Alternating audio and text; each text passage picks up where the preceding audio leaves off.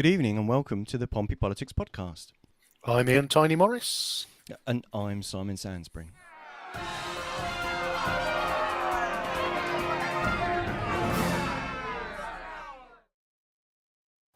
Well, sometimes we look forward to our shows, and this was one of the shows we hoped never to have to do. So on February the 24th, so next Friday, it is the 1-year anniversary of the war in Ukraine. But with such an important topic, we wanted to cycle back round again and look at the issues involved and get the voices of much more informed people than ourselves. So, Simon, who have we got with us in the studio? So joining us in the studio again is Paul Flenley, who is a senior lecturer in politics and international relations at Portsmouth University.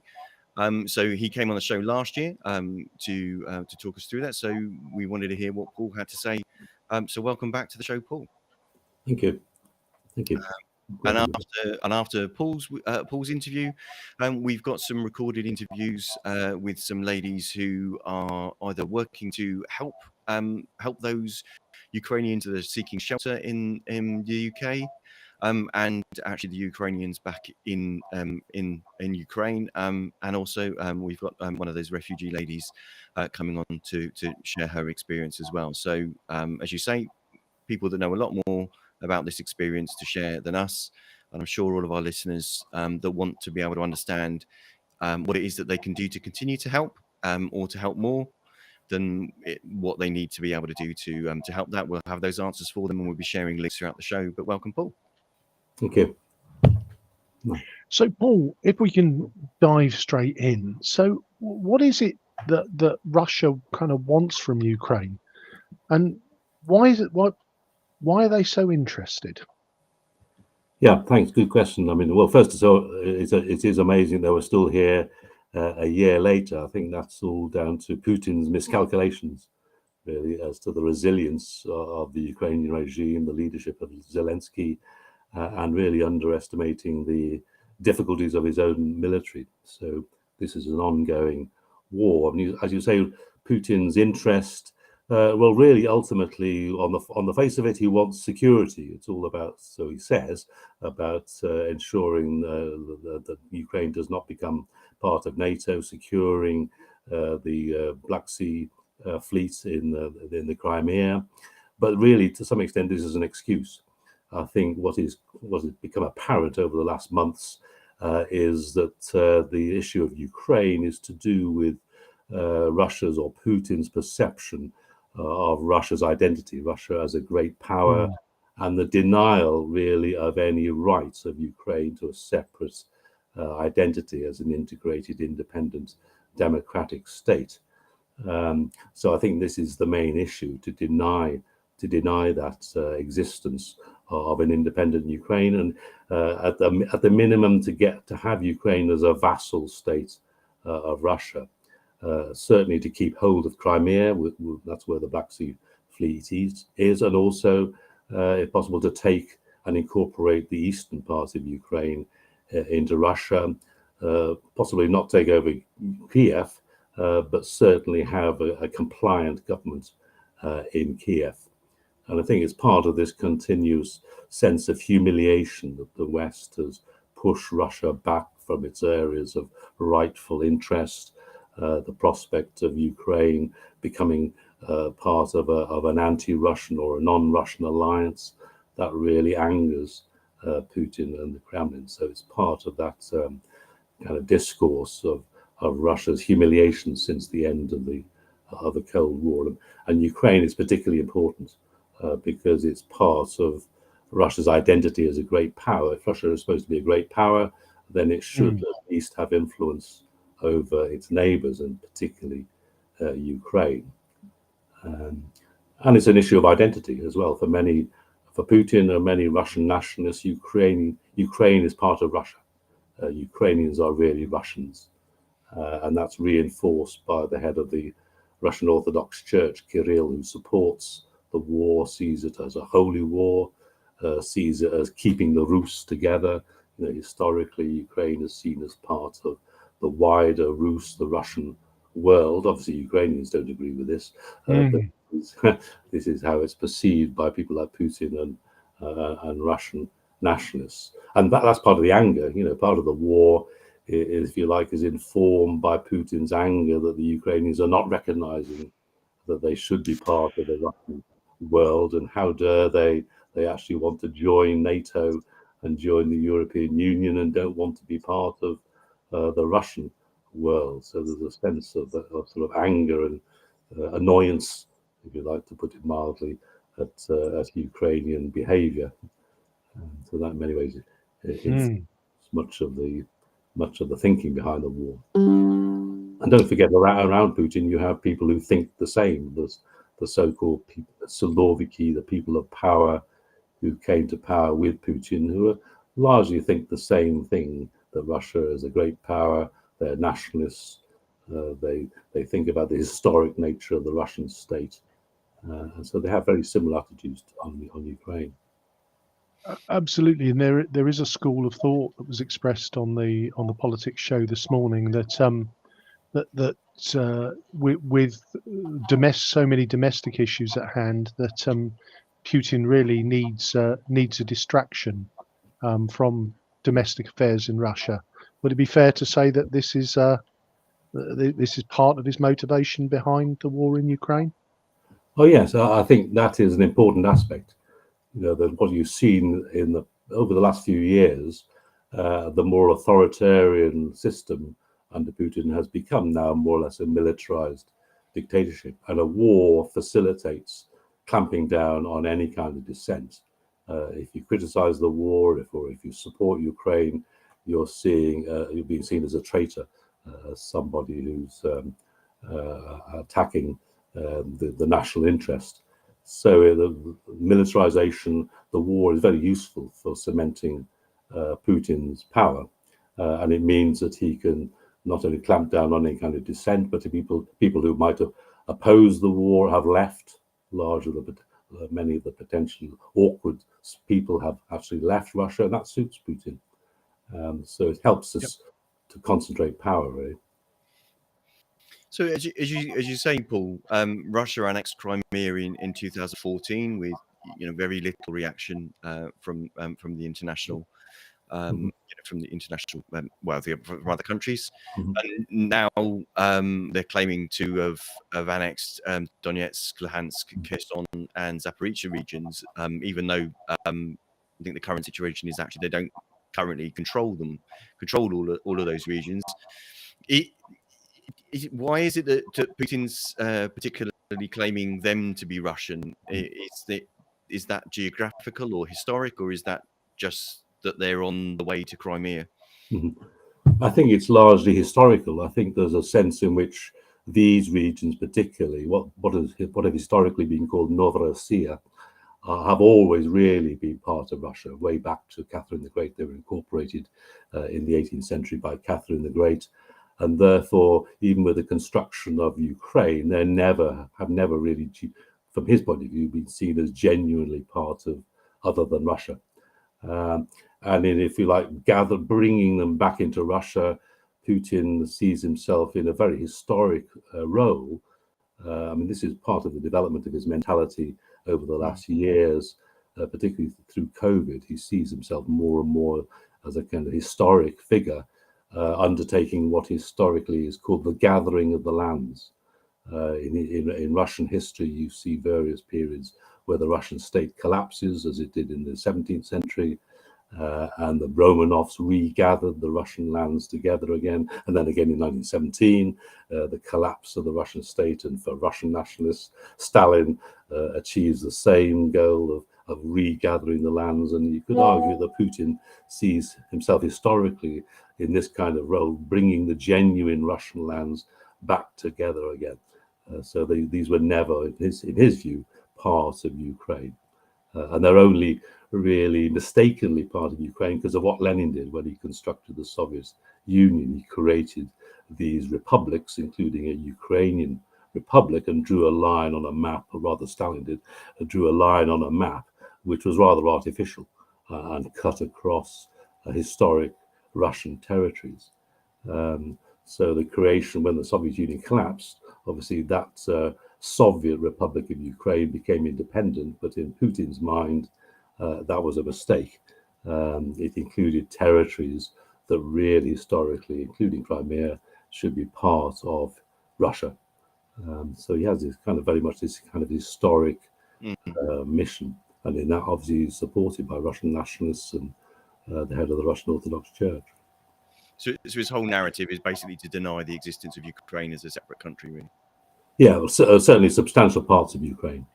And if anything, if there is an independent Ukraine around Kiev, then it's really part of the Russian world, and certainly shouldn't be part of an alternative military alliance.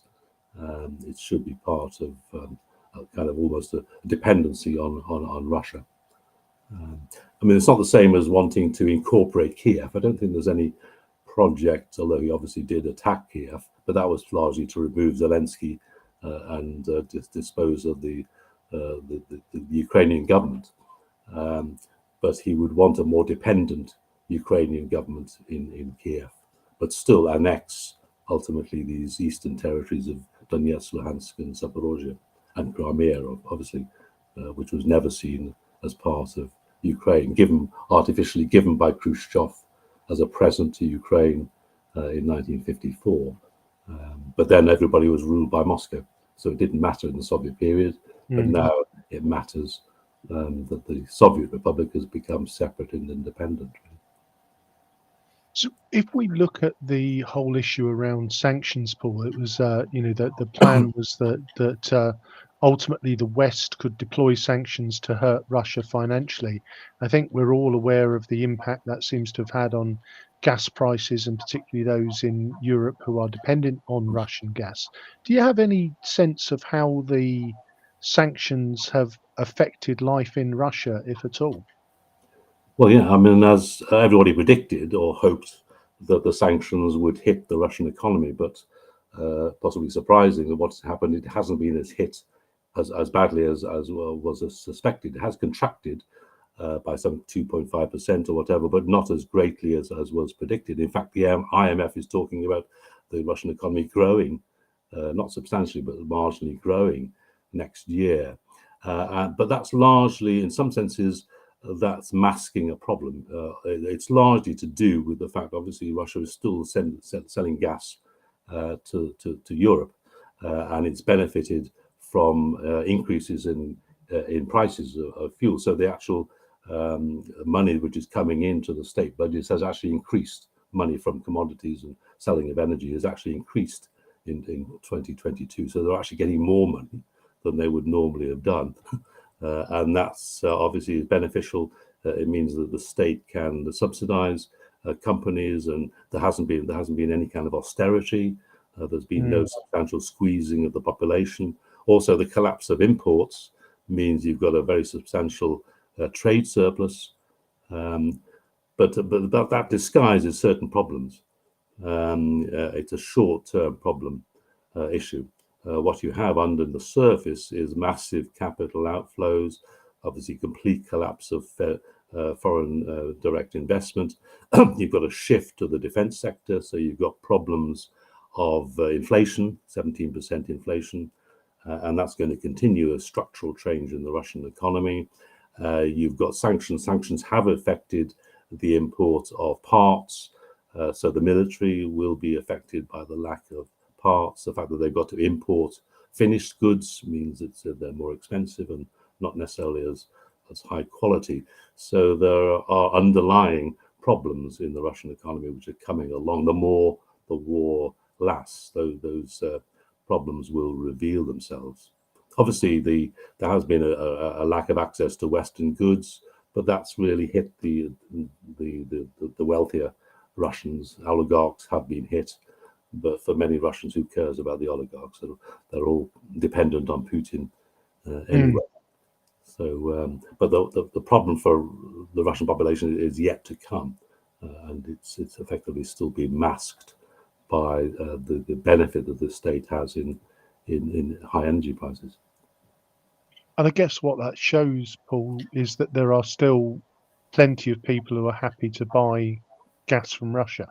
Oh yeah, very difficult, particularly with the Europeans, Germany, to wean themselves off Russian gas. There are, there have been embargoes on oil. The United States and the UK stopped buying oil, but in terms of gas, some European countries, including Germany, are still highly dependent on Russian gas. And this was predicted. I mean, the thing about 2014, there was no realization. There probably was a realization, but there was no move to do something about the dependence of the EU on Russian gas. And obviously that has now come home to roost. But there is a commitment, if you like, now that the realization is a problem, there's a commitment to try to reduce dependency on Russian gas. And presumably if that happens, then Russia does have a problem, because you haven't had diversification of the economy, and selling energy to China, gas is not an alternative. You can't easily switch the pipelines from west to east. So the so-called pivot to China, obviously China has helped. Some countries like China, India, and Turkey have helped to divert exports, imports away from sanctioned country, but it's not an alternative to Russian sales of energy to the European Union, at least not for a long time. No. Simon. So, with Putin seemingly able to execute this war on Ukraine without any serious challenge from within Russia, how is he able to manage that? Well, I think obviously partly is to do with the fact that you haven't had mass austerity yet, so people haven't really been hit by, the ordinary people have not really been hit by the economic costs of the war. Also, in many ways, the narrative that Putin puts over, particularly the state media puts over, rings true. That NATO, you've had a NATO enlargement since the 1990s. The benefits of westernization in the 1990s were poverty. So this idea of the West being out to get us, that we're under threat, rings true for many Russians. And most Russians still rely on the state media. And if you look at some of the rhetoric on the state media, it is really quite frightening, far more extreme in many ways than anything coming out from Putin.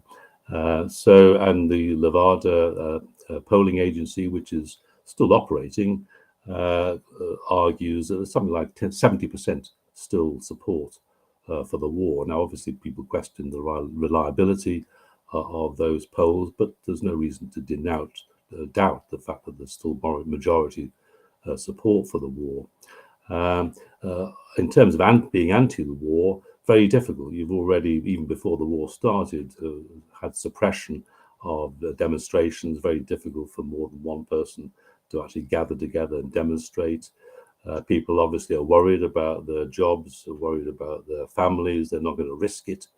And if there is this kind of popular support for the war, then people don't want to stand out and be on their own, really. And also there is this kind of political apathy which basically goes back in Russian culture. Not all the time, because Russians can be prone to revolutions, and Putin has to be careful of that. But generally speaking, there has been a political culture of submissiveness, of letting the authorities get on with it, that they know better, and we'll look after ourselves. I mean, you haven't even amongst those Russians that have left Russia, you haven't had substantial anti-war demonstrations. So in many ways, he is able to, if you like, sustain support for the time being. Now, what happens? Obviously, he's talking about a further mass mobilization. If there's no victory, and it looks as though thousands of Russians are effectively being sent uselessly to their deaths, then I think that he can run into trouble. And he must remember his history. If you look at the 1917 revolution, kicked off with mobilized soldiers who are about to be mobilized to be sent to a fruitless conflict at the front. They began eventually to turn their guns against their officers and the government. So, Russians can very quickly turn, especially armed, mobilized soldiers might start rebelling if they're being seen to go into a war which is badly led and for which there's no apparent purpose, really. So there are dangers on the horizon, not immediately, but with in the future. And if we look at one of those specifically, Western allies have reluctantly at times supplied initially sort of defensive armaments, and that seems to have been ramping up recently with the deployment of tanks, and now there's a request for fighter jets. How do you see that unfolding, and how do you perceive the risk of that leading to escalation? Well, I think there is quite clearly a commitment, and it was confirmed when Zelensky came to the European Council and Parliament, a commitment to support Ukraine to victory, whatever that means. And obviously we can debate that, how you interpret victory. Does victory mean throwing the Russians out of Crimea, out of eastern Ukraine, or simply to the borders as they were in 2014? But there is a commitment there to back Ukraine, but as you rightly say, there has been a reluctance, and it's interesting within NATO that the kind of leaders in terms of pushing support for Ukraine have been the Poles and the Baltic states, really dragging the Germans and the United States along behind them. Obviously, the UK also has been at the forefront. So in many ways, NATO and the European Union has been slow to provide the military, but eventually it happens, and I've no doubt if the war does continue, then there will be a provision of fighter jets, and it depends on how if the intended so-called mobilization occurs by Putin in the spring. They seem to be building up to that, and it looks as though the Ukraine is being pushed back. Then there will be a need for the West to really up its support, given this commitment. But I think what they're afraid of, as you rightly say, is an outright conflict between NATO and Russia. Partly as not because they don't want to get into actual direct war, but also I think they fear feeding into Putin's rhetoric. This is what Putin wants. He wants, for the purposes of mobilizing his own population, he wants this war to be seen as a conflict with the West.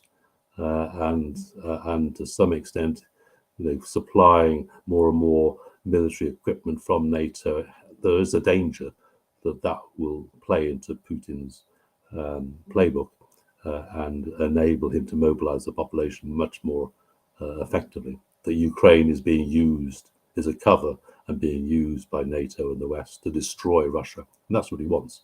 He wants that kind of rhetoric to ring true. And there is therefore the danger that if NATO supplies this equipment, then it could actually feed that rhetoric.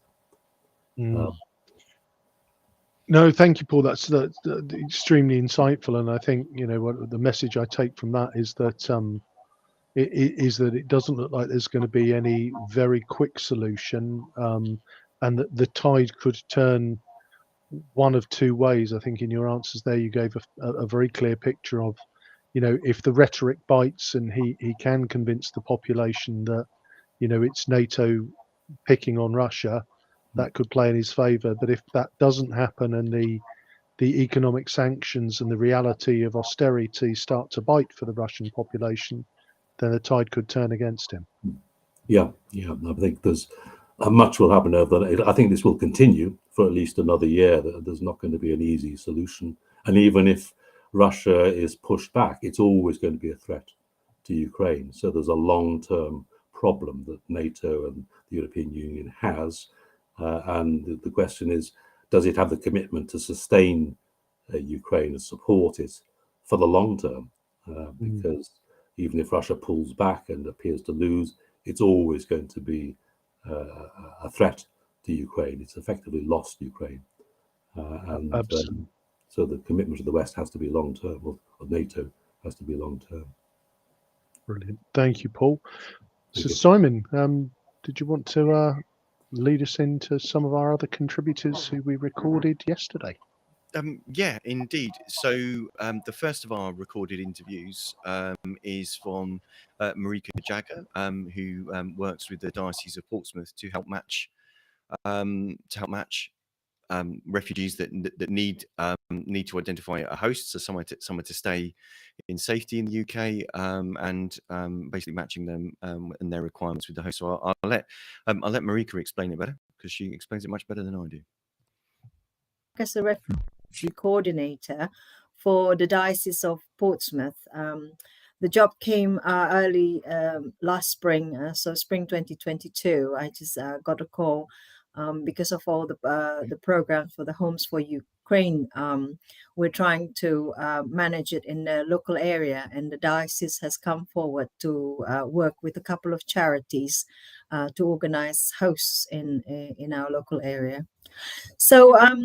So in order, if people are interested in hosting, what we encourage them to do is, we've got the website for the diocese set up, and on there is a link, and it will take them through some of the questions, so that we can just clarify what they're offering, how many bedrooms. Usually it's detailed questions like how big is their house, how many bedrooms are available for their refugee guests, and then also how big is the house and how many family members are living there, because we just need to try to find out how it will fit with some of the family numbers that we get from the refugee. On the refugee guest side, they are, when they reach the borders in Ukraine, or when they go into Poland, there are registration centers that's set up by various charities, including the United Nations. So we work with a charity called Ukrainian Sponsorship Pathway UK, that's set up specially to go there and interview and register Ukrainians.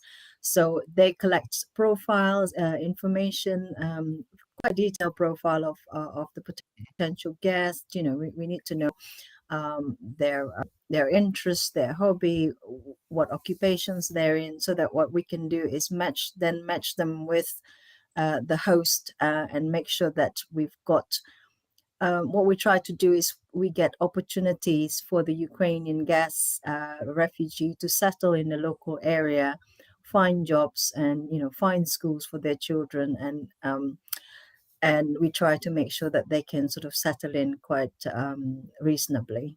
There's lots of things to consider there then. Yes, it's quite an involved process. So especially for us here in the diocese, we try to get to know the host as well.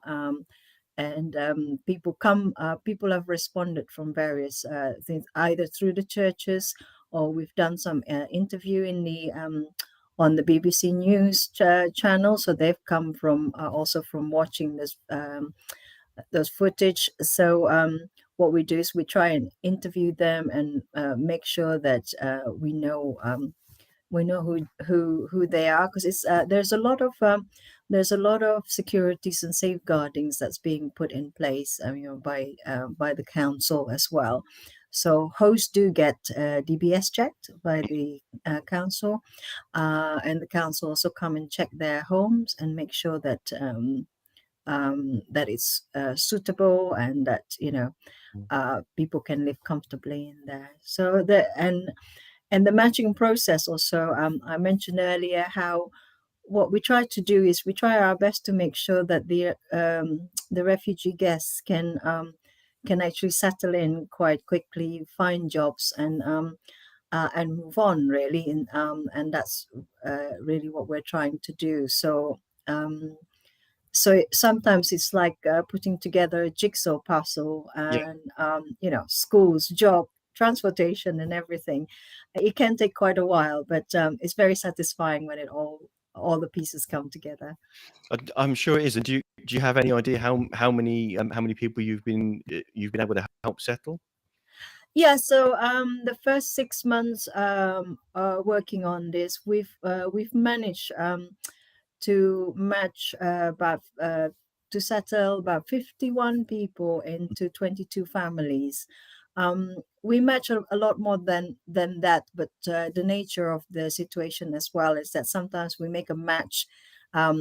It's going well to stage, and then things don't work out, or people get different offers or situation change.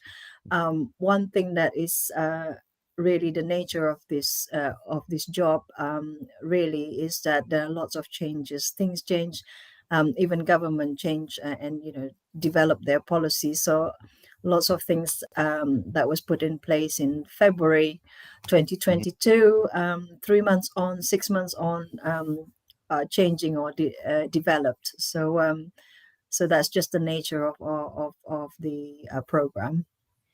It's interesting you mentioned that, because I was going to ask you how the matches are working out, and what sort of challenges both parties do face. I think there's quite a lot of adjustment between the host and the refugee guests. I mean, if you think about it, there are cultural differences that's quite obvious, and there are also some kinds of different expectations. What we may understand in the UK, even I think sometimes normal people just I don't think sometimes I quite understand the differences between immigration, migrants, asylum seekers, and refugees. And there are actually some differences, and so also some, therefore, differences of treatment. And there's all kinds of, I mentioned the Ukrainian sponsorship pathways. For the Ukraines, the government has developed 2 programs. One is called the Homes for Ukraine programs, and the other one is the family program. So if you've got family from Ukraine or Ukrainians, they can bring in their family into the UK, and those without then go through the Homes for Ukraine programs. And the 2 programs also have very different features in it.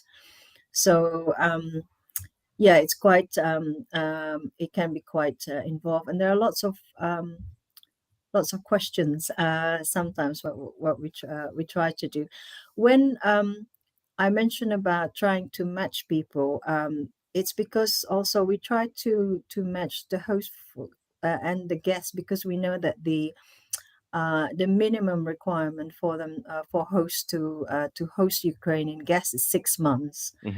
And 6 months is a very long time for strangers to live together in a house.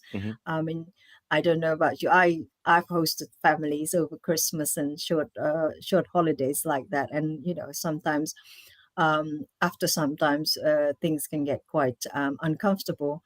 And we're very aware of this situation, so we do spend quite a long time with our host in the matching process to just make sure that things that both the host and the guests are a match, and then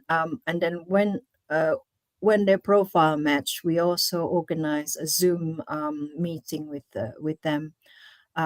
It's the best that we could do in terms of face-to-face, as close as we can, have a chat and feel some kind of a chemistry. This is really like a matchmaking program. You get all the profiles and then you put them together in the room, so to speak, and then see whether what the chemistry is like.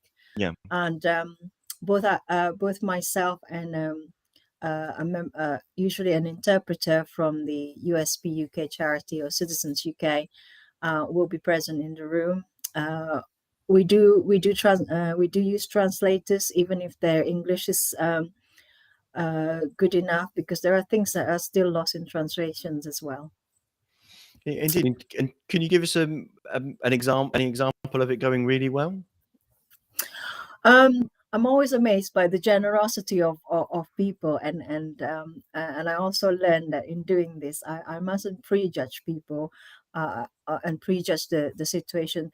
So we had quite a few lovely families. I think the way the time that we take in matching people makes it works really well.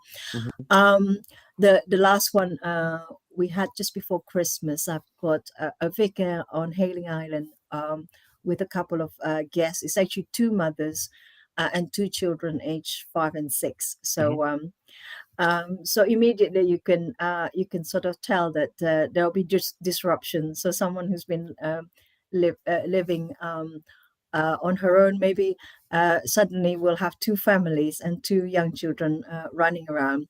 But I think, but it has worked really really well with a lot of the families, because I think also that we have prepared the host about their expectations, so they know that there will be cultural differences. They know what they can and they cannot do, because through the Citizens UK program, the hosts have been getting weekly workshops in the beginning of the springs. They learn about the visa process, how long it will take. They learn about some cultural differences with the Ukrainians. We've got some Ukrainians to tell them about usually what guests do, and Ukrainians love to clean your house for you. It's their way of saying thank you. So stuff like that makes it really really work well.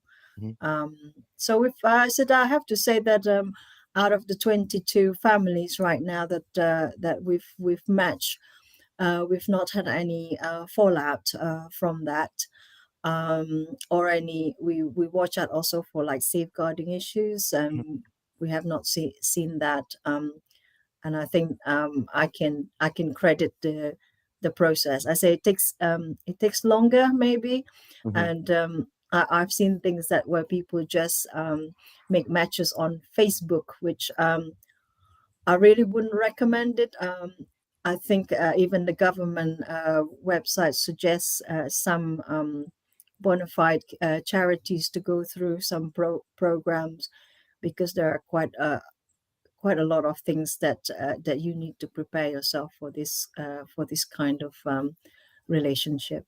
Indeed, like you say, there'll be things that both parties need to prepare for and support for to manage the situation ongoing. And it's good to hear that the families that you're dealing with and the hosts that you're dealing with are getting that, and that's why you put all the effort at the front to get the to find the right match, as it were, to find the right place for the right family. Can I also add, I think also that sort of the host expectations quite important, because I think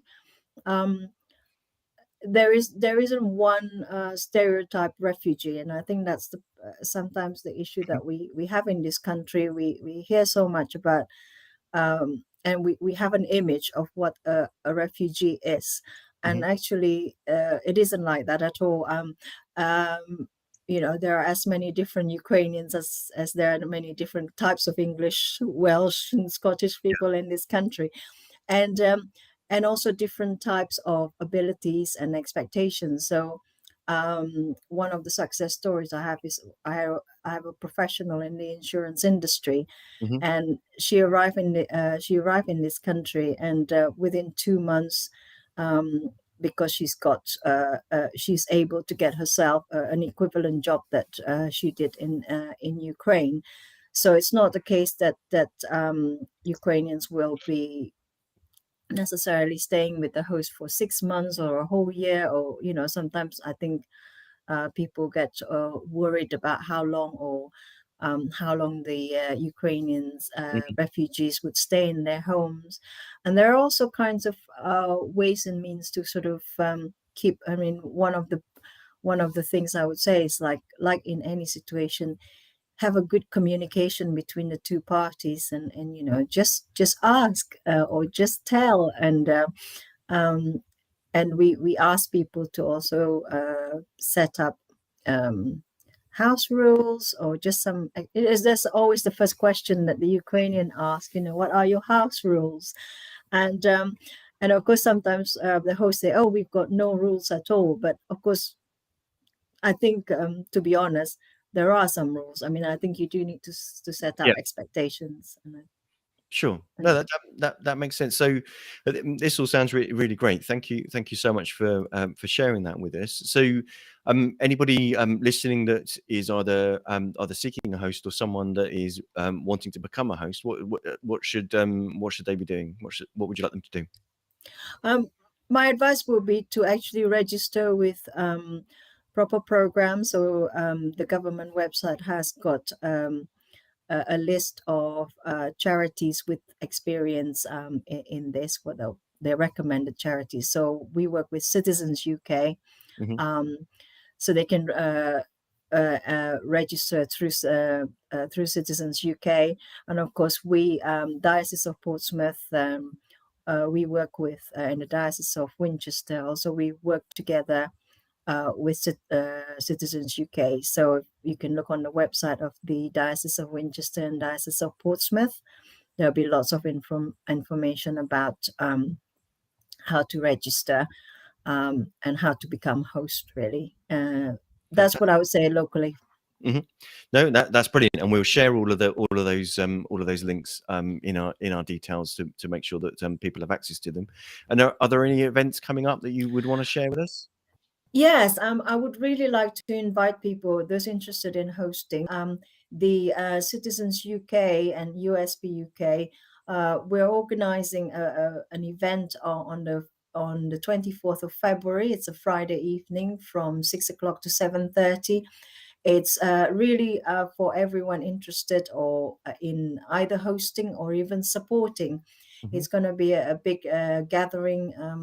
You can meet other hosts, and of course we can hear also from Citizens UK and USB UK about the update of these programs 1 year on and all the lessons that we've learned. So I think anyone who's interested in hosting, I would really recommend you to come to the February 24th event. It will be online, so it should be really it should be easy for people to join online, and you can join it from your own living room. So no traveling to this, and there's plenty of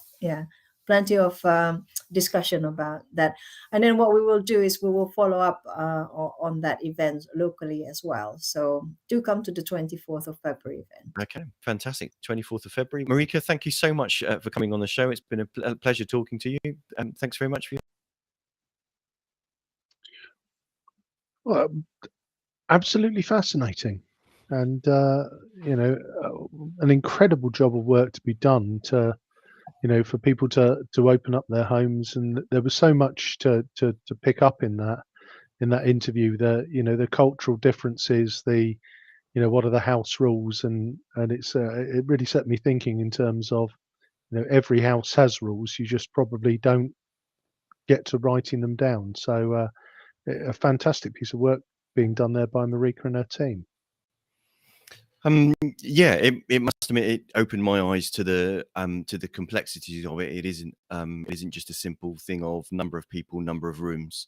You've got to consider, but also the interesting thing there to also relate is that Ukrainian refugees are entitled to work in the UK, so they'll be finding their feet for the time that they're here. Getting kids into schools, finding jobs, so that so they may not be staying with the host. They may then be moving on to other accommodation, and trying to claim some sort of semblance of normality for their children, for their lives in such a terrible situation. So it's lots to consider there. But some links that I've shared into the chat for our listeners if they are interested in taking part in that. But certainly that is something that they have need of more hosts and more support. Perfect. And so next up, I believe we've got Maryna. Yes, indeed. So next we've got Maryna, and I'll play. I'm Maryna Kuzmenko, and I'm one of the coordinators of Hampshire Ukrainian community, and we are a volunteering organization. We don't have any official registration or any legal entity behind us. It's just a bunch of volunteers who are we are ethnical Ukrainians. I'm Ukrainian by myself, and we are trying to help Ukraine from Portsmouth and help Ukrainians in Portsmouth. And Portsmouth and nearby, yes, all the areas which are around Portsmouth and in Hampshire, we are trying to support them. How does the group work, and in what ways are you helping people? What sort of things do you need to do? So actually, we don't have like regular meetings now or something like that. Previously, when the Ukrainians just have arrived to Portsmouth, we had our regular meetings in the churches here in St. Simon's Church and in North End Baptist Church. But now, since most of the Ukrainians, they are busy with learning English, with their jobs, they are setting up their lives here. We are meeting occasionally on some specific events, and the way how we communicate, we have a WhatsApp group. We have over 200 people in our WhatsApp group. It's only about Ukrainians. We don't have any other people, so we communicate over there about current issues, discuss any opportunities for Ukrainians which are here in the UK, and any problems, questions. So everything like alive in the chat. This is how we collaborate. And if there is something which is like the community initiative, for example, in December we had the idea to organize fundraising concerts to get some money for Ukrainian army. So we did it, and yeah, this is how it started from a simple idea in the WhatsApp group, and then we made it happen. You say there that the focus was on supporting the Ukrainian soldiers. I guess as a group in the UK, what are the biggest challenges that your group faces at the moment? Currently, since we don't have these problems with the location of our meeting or anything like that, we don't struggle to get in touch with each other. But Ukrainians here, they have problems with, obviously, now for many of them, the program Homes for Ukraine is finished, and they need to leave their sponsors' houses and move on to their privately rented accommodation. And it's always challenging. It's very difficult to find the flats, the houses for families, and even Portsmouth City Council, they support, every Ukrainian is supported by Portsmouth City Council with the payment of part of the rent payment, but still it's always an issue to find appropriate home, and not so many landlords demonstrate their desire to provide their homes for renting, for private rent for Ukrainians. So if there is anyone who is the landlord and they wish to support local Ukrainians, it will be absolutely great if you will contact Portsmouth City Council Ukrainian team and suggest your accommodation as a part to support our families. Yes, so this is one of the main directions. Also, we have always ongoing question about jobs. So our Ukrainians who arrived here, most of them, they have higher education. At the same time, the problem is about their English, because unfortunately in Ukraine, we don't have very strong ecosystem of English learning and English speaking communities. That's why most of the Ukrainians who are here, they don't have strong, fluent speaking skills in English. But still, they are looking for jobs, and they are ready to work on any type of job. So if you are an employee, an employer who have any space free or any role which can be taken by Ukrainian, we will be much appreciated about this information. And you can send this information to the group in Facebook called Portsmouth Helps Ukraine, or to Facebook page Hampshire Ukrainian Community, and we will share this information with all our group of over 200 people, Ukrainian people here. And also, this is one of the directions which are now emerging. We have the shoebox appeal for soldiers in Ukraine. So the directions which I mentioned before, it's for Ukrainians in Portsmouth and in Hampshire.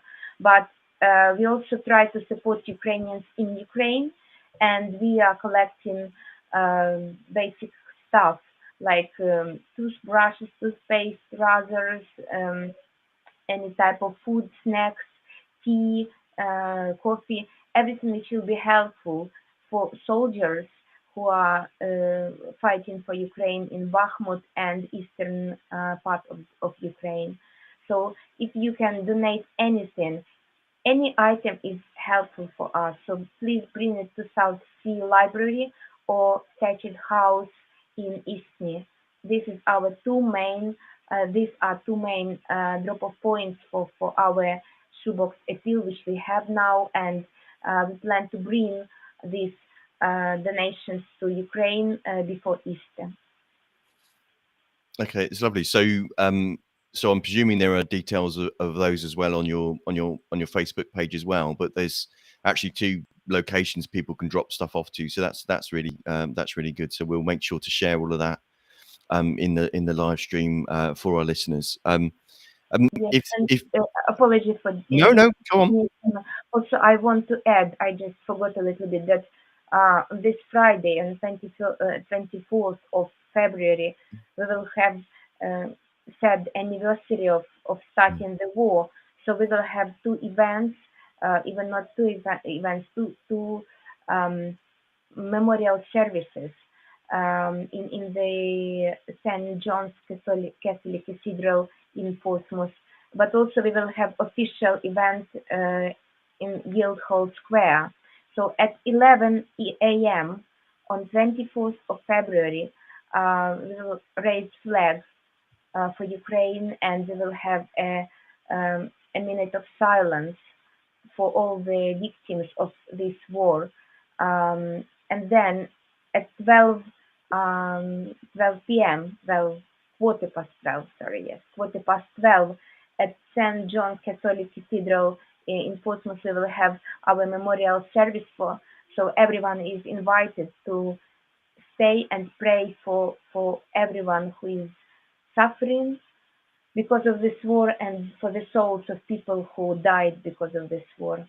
But also at 5 p.m.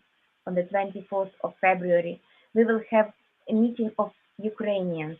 So it will be also in the same place, St. John Catholic Cathedral, but it will be Ukrainians only event, and we will have our pray for Ukraine, and we also hope to have some just conversations afterwards. So every Ukrainian is welcome to come at 5 p.m., but everyone is welcome to come either at 11 to Guildhall Square or at 12:15 to St. John's Catholic Cathedral in Portsmouth. Thank you very much. We'll make sure to get that shared. Thank you very much. That's all of our questions. Maryna, thank you so much for bearing with us while we tried to sort out the technical issues, and thank you again for agreeing to come on. What I'll do is I'll edit down the interview into a recorded segment. So again, wonderful to hear that activism, and I guess, Paul, just listening to that with us, did you also get that such a strong sense of the Ukrainian community kind of, reaching out whilst in the UK to kind of reform those bonds? Yes, it's very inspiring the way that people have come together, both people in Portsmouth helping the Ukrainians and also Ukrainian people coming together to help each other. I mean, this is one of the, in many ways, aspects of the war, the way in which there's a greater sense of Ukrainian identity and people working together and helping each other in the face of this crisis. Yeah, I mean, it was very inspiring speaking to Maryna yesterday. I was left with just this strong sense of determination that we'll get a group of people together, we'll find a way to communicate. We're not going to bother with official meetings and minutes, and we're just going to find a way to get information to the people that need it, and everyone's looking out for each other. Inspiring. Definitely. So I guess that leads us to our final video.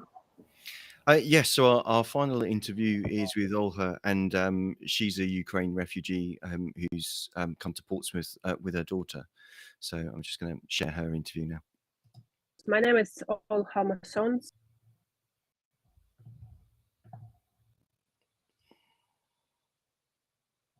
Oh, I'll try again. So I'm 34 years old, and I arrived. My name is Olha Mosondz. I'm 34 years old, and I arrived in the UK with my little daughter 9 months ago because of war in Ukraine. I'm from southeastern part of Ukraine that now, unfortunately, under occupation of Russian soldiers. So we spent 1 month after war started in Ukraine, and then I take my daughter and we leave. We lived with my husband, with my whole family in Ukraine. I had a job in bank as a bank manager, so my family, friends, so we have really great and happy life. And then that was obviously all torn apart by Putin's invasion. A horrific thing to happen. So how was it that you made your way to the UK and ultimately to Portsmouth, and how was that process and journey? It was really tough. It's really far away from the place where I used to live to other country like Poland. So take maybe 2 or 3 days to. We went at first in Hungary, and we lived. My daughter and me we lived in Hungary for 2 months, and then I read about this program in the UK, Homes for Ukraine, and I just made post on Facebook and find my hosts, and then we went to Portsmouth. So what's been your impression of Portsmouth, and have you received the welcome that you hoped for? Yeah, at first my family host was really supportive, and they still are. It's 9 months. So I'm very lucky. And when we arrived in Portsmouth, I found a lot of different groups for Ukraine, and help with learning the language. So it was really welcome. Okay, so and what are your hopes for the future?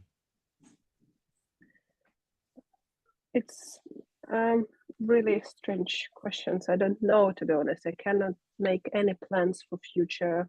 Now we all Ukrainians now just waiting for the victory. I don't know what my next plan. I know only for a couple next months my plans, but not for long future. Your life is on hold really until the horrible situation's ended. Yes. Yeah, it's because I'm here, my daughter is here in the UK, but the rest, my husband, my mom, my brother, my niece, they all now in Ukraine. So I don't know how can I make any plans or do anything. So just we now only waiting. Are you still able to keep in contact with your husband and your family in Ukraine? Yes. They moved in different part of Ukraine. So they pretty well, as I can say, but they're safe, as safe you can be they've been in Ukraine. So, but I can make contact, phone calls and video calls. Still not the same. And in terms of our listeners, is there anything you would ask for our listeners to do to continue to support Ukrainian families in the UK? The main issues. It's not enough hosts in the UK. It's still a lot of families, they struggles. A lot of families from territory that now under occupation. A lot of people without homes, place to live. But the more hosts it will be, the better it will be for Ukrainian families. For example, I know a lot of Ukrainians in Portsmouth that arrived, lived a couple months with their host, and then move on to apartments, share houses, and but need more hosts. Okay. Well, certainly, if there's anybody out there listening that that wants to do that, then that's how they can help. So thank you very much for that. And Thank you. Thoughts with you, and thank you very much for giving us your time. So yeah, thank you very much. Thank you. Thank you for sharing your story. It's really important, and this is something we really want to keep. The danger with news, isn't it, that news moves on, and we're really keen ourselves just to keep the Ukrainian issue at the forefront of the minds of people of Portsmouth. Yeah. Thank you. And that one was very difficult to listen to in terms of that, for me, that real world insight into a life effectively on hold. And I guess I think we were both buoyed by the that strength of resolve that said, we're just waiting for the victory to come, to take the positives out of that. Yes, but a very tough way to be living your life at the moment.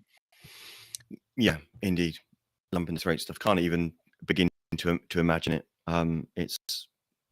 It's horrific, but the resilience of people like Olga and her fellow countrymen is is definitely to be admired.